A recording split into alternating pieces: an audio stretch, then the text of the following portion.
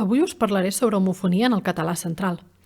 Homofonia ve del grec foné, que vol dir so, i homós, igual, és a dir, que sona igual. Són paraules, doncs, que es pronuncien de la mateixa manera, però que tenen grafies i significats diferents. Algunes tenen poc a veure entre si, però per motius evolutius s'han acabat pronunciant de la mateixa manera. Evitar una casa, evitar un problema. D'altres tenen arrels etimològiques semblants, però actualment tenen significats diferents. Abans de sopar, abans científic. I n'hi ha que s'escriuen d'una manera o d'una altra segons si s'utilitzen en masculí o en femení.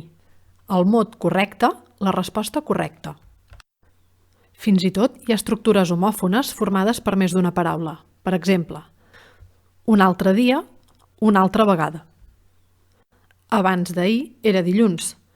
S'entén que avui és dimecres. Tots els dies abans d'ahir, és a dir, qualsevol dia anterior a ahir. En aquest cas va sense guionet. Llegim ara aquest text. No va ser ell, sinó tu, però no ho diguis si no vols.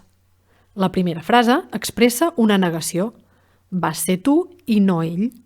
I la segona és condicional, si tu no ho vols dir. I si comencem a posar pronoms pel mig, ja ens podem arremangar. Tan, format pel pronom te, més el verb haver, tan renyat, és clarament diferent de tan gros o tant de temps.